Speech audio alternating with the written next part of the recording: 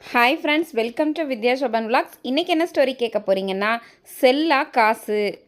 நம்ம செய்கிற உதவி அவங்களுக்கு தேவைப்படுற நேரத்தில் இருந்துச்சுன்னா அவங்களுக்கு எவ்வளோ பயனாக இருக்கும் இல்லை? இவங்க உதவி செஞ்சாங்களா இல்லையா, அவங்க பயனடைஞ்சாங்களா இல்லையா கேட்கலாமா? செல்லா காசு.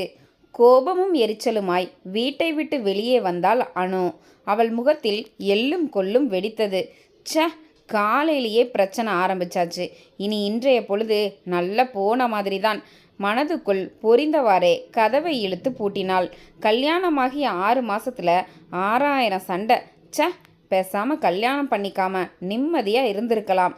எரிச்சல் மேலும் அதிகரிக்க கைகடிகாரத்தை பார்த்தவள் அதிர்ந்தாள். போச்சு, இன்னைக்கு லேட்டு தான். அந்த சிடுமூஞ்சி மேனேஜர் என்ன சொல்ல போகுதோ. நடையை எட்டி போட்டாள் அனு. பஸ்ஸு இன்னும் வரலையே. பதட்டமாய் நின்றிருந்தவர்களின் சிந்தனையை கலைத்தது ஒரு குரல். அம்மா, 2 நாளாக பட்டினி, ஏதாவது தர்மம் பண்ணுங்கம்மா. கையிடுக்கில் குழந்தையுடன் வாடிய முகமாய் நின்றிருந்தாள் அவள். ஏற்கனவே இருந்த எரிச்சலில் இதுவும் சேர, கை கால் நல்லா தானே இருக்கு, போய் ஏதாவது வேலை செஞ்சு பிழைச்சிக்கிறதுக்கு என்ன கேடு என திட்டியவள் அதற்குள் பஸ் வரவே ஓடி சென்று ஏறினாள். அலுவலகத்தில் கையெழுத்து போடும்போது 1/2 மணி நேரம் தாமதமாகி இருந்தது. மேனேஜர் அழைக்கவும் பயத்துடன் அவர் அறையில் நுழைந்தாள் அனு. என்னம்மா, இதுதான் வேலைக்கு வர்ற லட்சணமா? நீங்கள் எல்லாம் எதுக்கு வர்றீங்க? நேரத்தை கடைபிடிக்க முடியலன்னா உங்களுக்கெல்லாம் எதுக்கு இந்த வேலை? இன்னும் கண்டபடி திட்டி தீர்க்க வாயை இறுக மூடி அனைத்தையும் கேட்டு சகித்து, சாரி சார், இனி இப்படி ஆகாது என மென்குரலில் உரைத்தாள். அதற்கும் ஒரு டோஸ் வாங்கிவிட்டு சீட்டில் வந்து விழுந்தபோது தலை வின் வின் என தெறிக்க தொடங்கியது. காப்பி வாங்கி குடித்தும் தைலம் தேய்த்தும் வலி அடங்கவில்லை. 1/2 நாள் விடுப்பு எடுத்துக்கொண்டு கிளம்பினாள். சம்பளம் கட்டாகும், ஆனால் வேறு வழி இல்லை.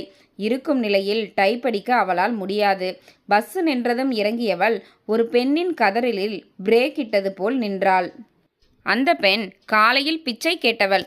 ஏன் அழுகிறாள்? ஓடிச் சென்று பார்த்தாள் அனு. குழந்தையை மடியில் வைத்துக்கொண்டு ஓவென்று கதறினாள் அவள். ஐயோ, போயிட்டியாடா? ஒருவேளை பால் கூட கொடுக்க முடியாத பாவியாகிட்டனே. சிலையாய் சமைந்தாள் அனு. சிறிது நேரத்தில் கூட்டம் கூட பலரும் பரிதாபப்பட்டு பிச்சை போட்டனர். வெறி பிடித்தவள் போல வெகுண்டு எழுந்தாள் அவள். காசு, இந்த காசுதான் எல்லாத்துக்கும் காரணம். இதுக்காக தான் என்னை என் கணவன் விட்டு சென்றான். இதே காசுக்காக தான் வீட்டு வேலைக்கு சென்றேன். அங்கேயும் ஒருவன் கைப்பிடித்து இழுத்தான். விபச்சாரத்திற்கு பிச்சை எடுப்பது மேல் என்றுதான் பிச்சைக்காரி ஆனேன். ஆனால் இந்த காசு என் குழந்தையின் உயிரை மீட்குமா? எரிமலையாய் வெடித்தவள் திடீரென சாலையின் குறுக்கே ஓடினாள். விரைந்து வந்த லாரி அவளை தூக்கி அடித்தது. அவள் உயிரும் பிரிந்தது. கண்ணிமைக்கும் நேரத்தில் எல்லாம் முடிந்தது. ஐயோ என அலறினாள் அனு. அவள் சொன்ன ஒவ்வொரு வார்த்தையும் சாட்டையாய் அடித்தது. விக்கித்து நின்றாள் அனு. ஒரு உயிரை காக்காத காசு செல்லா காசே. என்ன ஃப்ரெண்ட்ஸ், உண்மைதானே? அவங்களுக்கு தேவைப்படுற நேரத்தில் கிடைக்காத உதவி அதுக்கப்புறம் கிடைச்சி என்ன பயன்? ஒருத்தவங்க பிச்சை எடுக்கிற நிலைமைக்கு வராங்க அப்படின்னா கண்டிப்பாக அவங்களுக்கு ஏதாச்சும் ஒரு கஷ்டம் இருக்க தான் செய்யும். நம்மளால் எல்லாருக்கும் உதவி பண்ண முடியாது தான். ஆனால் யாராச்சும் ஒருத்தருக்காகவாவது நம்ம உதவி பண்ணலாம்ல. ஆனால் இதில் ஏமாத்துறவங்களும் இருக்கிறாங்க, இல்லைன்னு சொல்லலை. குழந்தையோடு வர்றவங்கள கண்டிப்பாக நம்ம காசு கொடுக்கலனாலும் சாப்பாடு வாங்கி கொடுக்கலான்னு நான் நினைக்கிறேன். நீங்கள் என்ன நினைக்கிறீங்க? இந்த கதை எப்படி இருந்துச்சு?